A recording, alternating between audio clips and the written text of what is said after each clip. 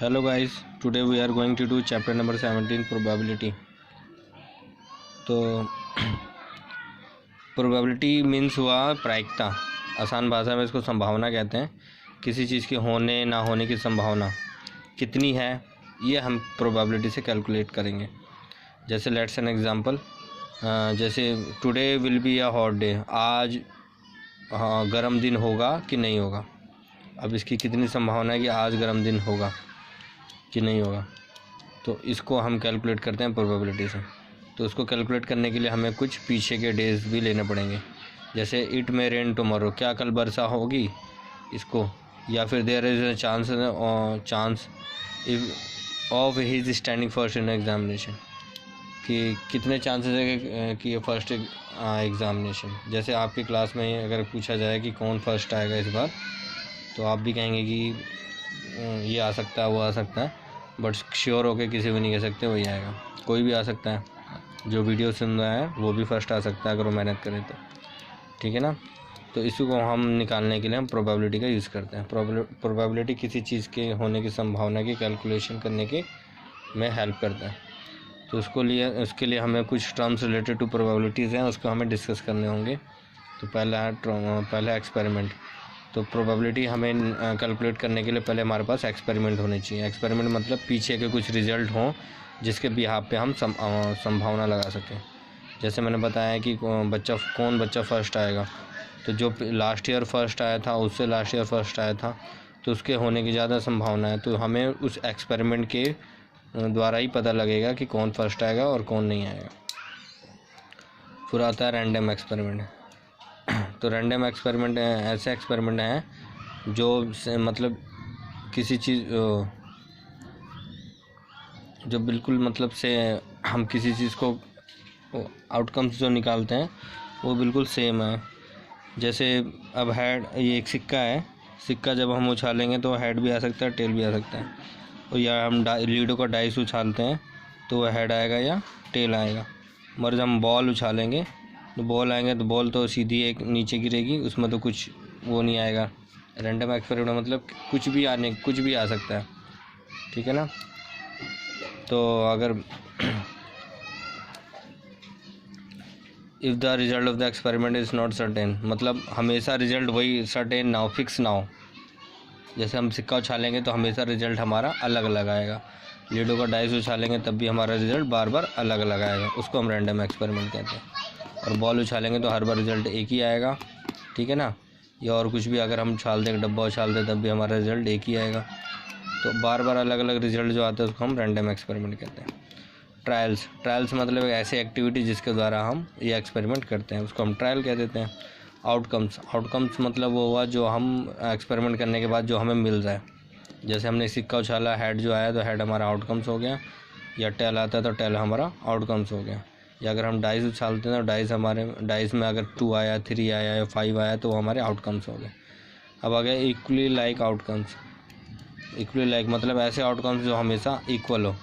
जैसे हम सिक्का उछालते हैं तो हेड आएगा टेल आएगा, तो दोनों के आने के चांसेस इक्वल है, ठीक है ना। 50% उसके चांसेस है, 50% उसके चांसेस है। मगर लीडो का अगर हम पासा उछालते हैं तो उसके अंदर इक्वली लाइक आउटकम्स नहीं है। नेक्स्ट आया फेवरेबल आउटकम्स। फेवरेबल आउटकम्स मतलब जिस क्वेश्चन में जिस किसी के बारे में प्रोबेबिलिटी निकालने के लिए कही है, जिसके फेवर में पूछा गया उसी को हम कहते हैं फेवरेबल आउटकम्स, ठीक है। जब हम ये क्वेश्चन करेंगे तो आपको फेवरेबल आउटकम्स बड़े अच्छे तरीके से समझ में आ जाएगा। इवेंट है collection of the possible outcomes of an experiment is called event. मतलब जब हम पॉसिबल आउटकम्स का कलेक्शन जो करते हैं, हम कैलकुलेट जो करते हैं, उसको हम इवेंट कहते हैं।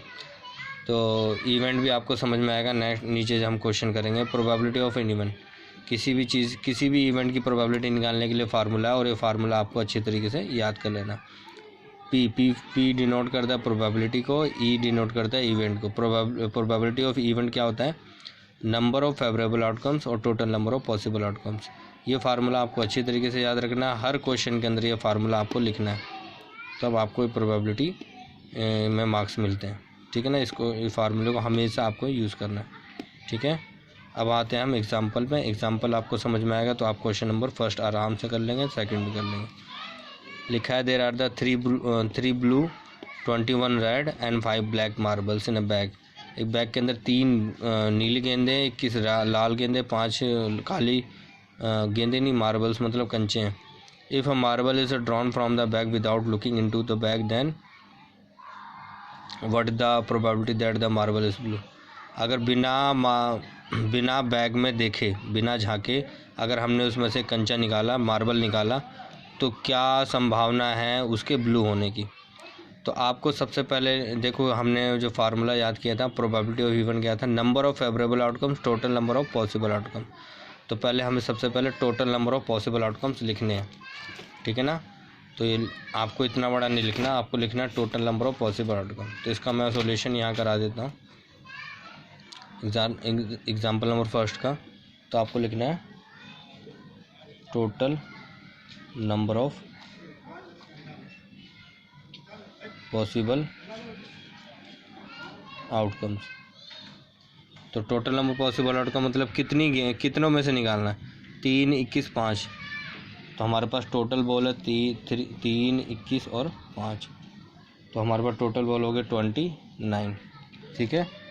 अब फेवरेबल आउटकम्स लिखना है, क्योंकि फार्मूले में 2 चीज़ें थी, फेवरेबल आउटकम्स और possible total number of possible outcome. Total number of possible outcome लिख लिया, हमें नंबर ऑफ फेवरेबल आउटकम्स लिखना है, ठीक है ना। Number of favourable outcomes.